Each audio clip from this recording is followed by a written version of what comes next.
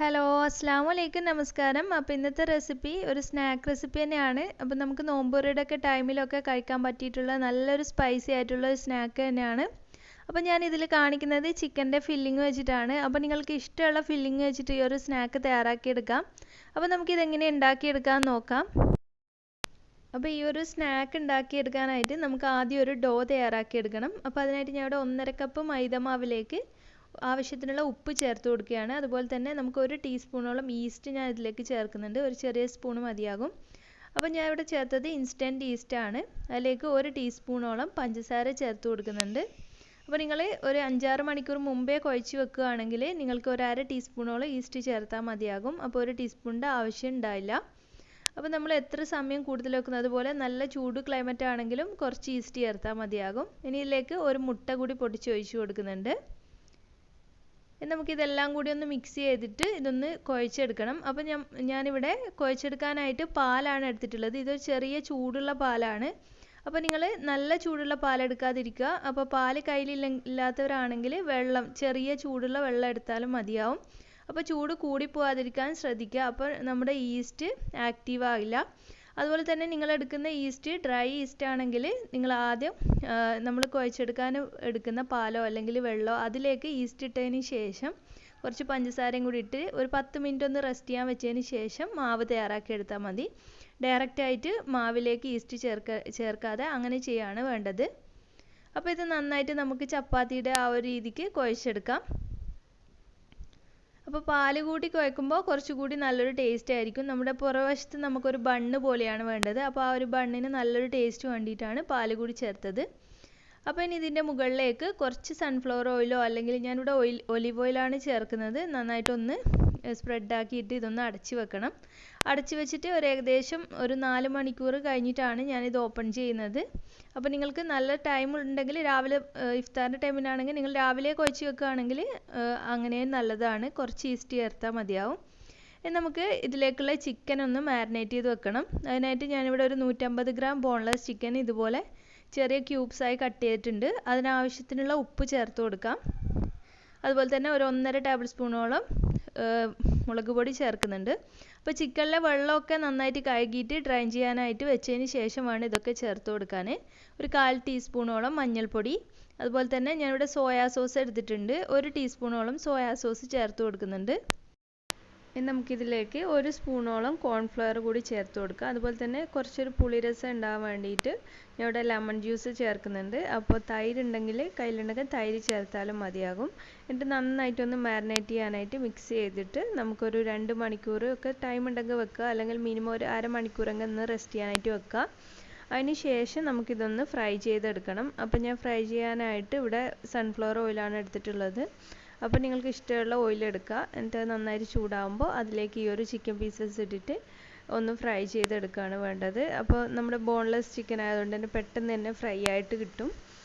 അപ്പോൾ ഏകദേശം ഒരു 2-3 മിനിറ്റ് ആകുമ്പോൾ നമുക്കിങ്ങനെ തിരിച്ച് മറിച്ചിട്ട് കൊടുത്താൽ ഇത് നന്നായിട്ട് തന്നെ വെന്ത് വന്നിട്ടുണ്ട്. അപ്പോൾ നമുക്കിത് എണ്ണയിൽ നിന്ന് മാറ്റാം. എൻ്റെ ഈ ഒരു സെയിം എണ്ണയിൽ തന്നെയാണ് നമ്മൾ ബാക്കിയുള്ള സവാളയൊക്കെ ഒന്ന് വഴറ്റിയെടുക്കുന്നത്. അപ്പോൾ ഇതിൽ എണ്ണ കൂടുതലാണെങ്കിൽ നിങ്ങൾ കുറച്ചൊന്ന് എണ്ണ കുറച്ചതിന് ശേഷം ബാക്കിയുള്ള എണ്ണയിലേക്ക് ഇട്ട് കൊടുത്താൽ മതി. അപ്പോൾ ആദ്യമായിട്ട് നമുക്ക് കുറച്ച് ഇഞ്ചി വെളുത്തുള്ളി ചെറുതായിട്ട് അരിഞ്ഞെടുത്തതാണ്. അപ്പോൾ അത് ചേർത്ത് കൊടുക്കുക. ഏകദേശം 1 ടേബിൾ സ്പൂണോളം ഉണ്ട്, രണ്ടും കൂടിയിട്ട്. എന്നിട്ട് അതൊന്ന് നന്നായിട്ടൊന്ന് മൂത്ത് വരുമ്പോൾ നമുക്കിതിലേക്ക് ബാക്കിയുള്ള കാര്യങ്ങൾ ചേർക്കാം. അപ്പോൾ ഇത് മൂത്ത് വരുമ്പോൾ നല്ലൊരു സ്മെല്ലായിരിക്കും.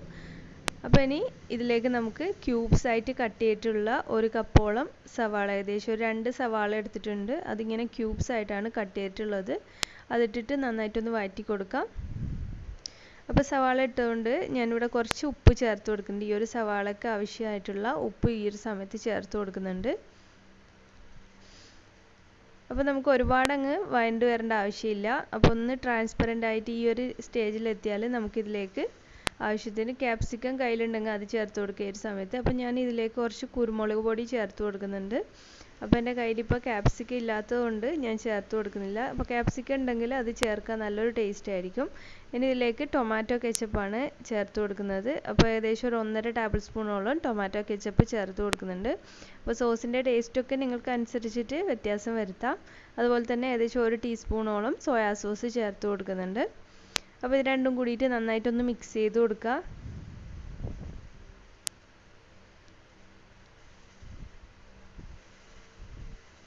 ഇനി ഇതിലേക്ക് നമുക്ക് കുറച്ച് പച്ചമുളക് ഞാൻ ചെറുതായിട്ട് അരിഞ്ഞെടുത്തിട്ടുണ്ട്, അതൊന്ന് ചേർത്ത് കൊടുക്കുക. അതിപ്പോൾ വഴറ്റി എടുക്കേണ്ട ആവശ്യമൊന്നുമില്ല, ജസ്റ്റ് ഇതുപോലെ പച്ചക്ക് തന്നെയാണ് ഇരിക്കുക. അപ്പോൾ ഇത് നന്നായിട്ട് ഒന്നുകൂടി ഒന്നങ്ങ് ഇളക്കി കൊടുത്തതിന് ശേഷം നമ്മൾ നേരത്തെ ഫ്രൈ ചെയ്ത് മാറ്റി വെച്ചിരിക്കുന്ന ചിക്കൻ പീസസ് കൂടി ചേർത്ത് കൊടുക്കുക. അപ്പോൾ ഇത്രയും കഴിയുമ്പോൾ നമ്മുടെ ഫില്ലിങ്സ് ഇവിടെ റെഡി ആയിട്ടുണ്ട്. അപ്പോൾ ഈ ഒരു ഫില്ലിങ്സ് നല്ലൊരു ടേസ്റ്റി ആയിട്ടുള്ള ഫില്ലിങ് തന്നെയാണ്. നമുക്ക് വേറെ എന്തെങ്കിലും റെസിപ്പീസിനൊക്കെ ഒന്ന് ട്രൈ ചെയ്ത് നോക്കാവുന്നതാണ്. അപ്പോൾ ഈ ഒരു ഫില്ലിങ് ഒന്ന് തണുക്കാനായിട്ട് മാറ്റി വെക്കാം. അപ്പോൾ നമ്മുടെ ഡോ ഇവിടെ ഏകദേശം ഒരു 4 മണിക്കൂറൊക്കെ കഴിഞ്ഞിട്ടുണ്ട്. നന്നായിട്ട് തന്നെ പൊങ്ങി വന്നിട്ടുണ്ട്.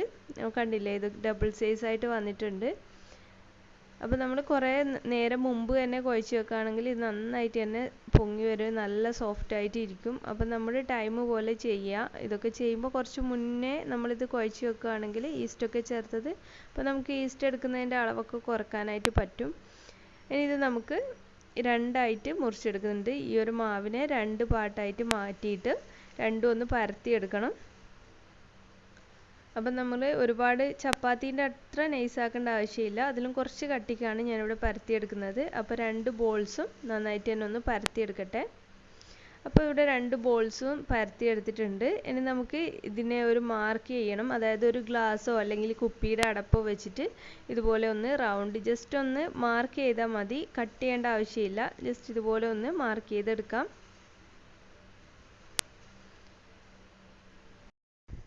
അപ്പം ഇതുപോലെ മാർക്ക് ചെയ്തതിന് ശേഷം ഇതിൻ്റെ സെൻട്രലായിട്ട് നമ്മൾ ഉണ്ടാക്കി വെച്ചിരിക്കുന്ന ഫില്ലിങ്സ് വെച്ച് കൊടുക്കുക. ഒരുപാട് ഫില്ലിങ്സ് വെക്കേണ്ട ആവശ്യമില്ല, പുറത്തേക്ക് വരുന്ന രീതിയിൽ വെക്കരുത്. ആ ലൈനിൻ്റെ അകത്തേക്ക് ഏകദേശം ലൈനിൽ കുറച്ച് സ്പേസ് വിട്ടിട്ട് വേണം സെൻറ്റർ ഭാഗത്ത് നമ്മൾ വെച്ച് കൊടുക്കാനായിട്ട്. അതിന് ശേഷം നമ്മൾ നേരത്തെ ഉണ്ടാക്കി വെച്ചിരിക്കുന്ന മറ്റേ ഷീറ്റ് ഇതിൻ്റെ മുകളിലായിട്ട് വെച്ചിട്ട് നന്നായിട്ട് ഇതുപോലെ സൈഡ്സൊക്കെ ഒന്നങ്ങ് പ്രസ് ചെയ്ത് കൊടുക്കുക. അപ്പോൾ വലിച്ചിട്ട് തന്നെ ചെയ്താലൊന്നും കുഴപ്പമില്ല, നന്നായിട്ട് പ്രസ്സായിട്ട് ഇരിക്കണം, അല്ലെങ്കിൽ നമുക്കിത് പൊട്ടാനുള്ള ചാൻസ് ഉണ്ടാവും. അതുകൊണ്ട് തന്നെ നന്നായിട്ട് സൈഡ്സും അതുപോലെ ഈ ഒരു റൗണ്ടിന് ഷേപ്പാക്കിയിട്ട് നമുക്ക് നന്നായിട്ട് വിരൽ വെച്ചിട്ട് പ്രസ് ചെയ്ത് കൊടുക്കുക. അതിന് ശേഷം നമ്മൾ നേരത്തെ കട്ട് ചെയ്ത ഈ ഒരു ഗ്ലാസ് വെച്ചിട്ട് ഞാനിങ്ങനെ കട്ട് ചെയ്തെടുക്കുകയാണ്.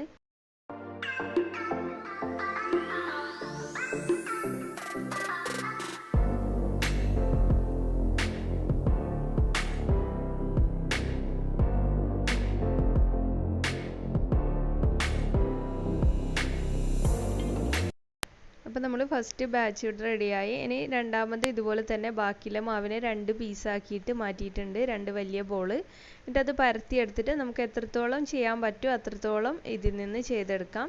ശേഷം ബാക്കിയുള്ളത് വെച്ചിട്ടും ഇതുപോലെ നമുക്ക് ഹാഫ് ആക്കിയിട്ട് പരത്തിയിട്ട് ചെയ്ത്, അപ്പോൾ എത്ര നമുക്ക് ചെയ്യാൻ പറ്റുമോ അത്രയും ചെയ്യാം.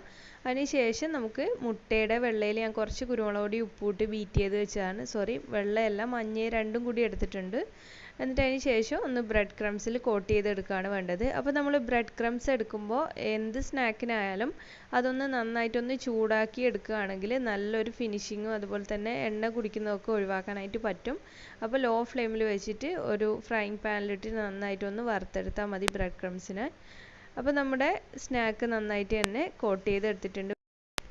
നമുക്കിത് ഫ്രൈ ചെയ്തെടുക്കുകയാണ് വേണ്ടത്. അതിന് മുമ്പായിട്ട് സൈഡ്സൊക്കെ വിട്ടു പോകുന്നുണ്ട്, 2 ലെയർ തമ്മിൽ വിട്ടിട്ട് നിൽക്കുകയാണെങ്കിൽ നന്നായിട്ടൊന്ന് പ്രസ് ചെയ്തതിന് ശേഷം മുട്ടയിൽ മുക്കിയിട്ട് ബ്രെഡ് ക്രംസിൽ മുക്കിയെടുക്കുക. അപ്പോൾ നമുക്ക് അതിന് ഷേപ്പ് പോകുന്നൊന്നും പേടിക്കേണ്ട ആവശ്യമില്ല, ഇത് എണ്ണയിലിടുന്ന സമയത്ത് നല്ലൊരു ഷേപ്പായിട്ട് വരും. അപ്പോൾ എണ്ണ നന്നായിട്ട് ചൂടായിട്ടുണ്ട്, ഞാനിവിടെ സൺഫ്ലവർ ഓയിലാണ് എടുത്തിട്ടുള്ളത്. അപ്പോൾ അതിലേക്ക് നമ്മുടെ സ്നാക്ക് ഇട്ട് കൊടുക്കാം. അപ്പോൾ എണ്ണ നന്നായിട്ട് ചൂടായതിന് ശേഷം ഇടുക, പക്ഷേ അതിന് ശേഷം നമ്മൾ ലോ ഫ്ലെയിമിലും അതുപോലെ മീഡിയം ഫ്ലെയിമിൽ വെച്ചിട്ട് വേണം ഇതൊന്ന് ഫ്രൈ ചെയ്തെടുക്കാനായിട്ട്. കാരണം ഇത് ബ്രെഡ് ക്രംസ് ആയതുകൊണ്ട് തന്നെ പെട്ടെന്ന് തന്നെ ഇതിൻ്റെ കളറൊക്കെ മാറിയിട്ടുണ്ടാവും. പിന്നെ നിങ്ങൾക്ക് ഈ ഒരു മുട്ടയിൽ മുക്കാതെ ബ്രെഡ് ക്രംസിൽ മുക്കാതെ അത് ഡയറക്റ്റ് ആയിട്ട് വേണമെങ്കിലും ഈ ഒരു സ്നാക്ക് ഫ്രൈ ചെയ്തിട്ട് ഉണ്ടാക്കിയെടുക്കാം. അപ്പോൾ കാണാൻ കുറച്ചുകൂടി ഭംഗി, അതുപോലെ നമുക്ക് കുറച്ചുകൂടി കഴിക്കാനൊക്കെ ടേസ്റ്റ് ഇതുപോലെ ചെയ്യുമ്പോഴായിരിക്കും.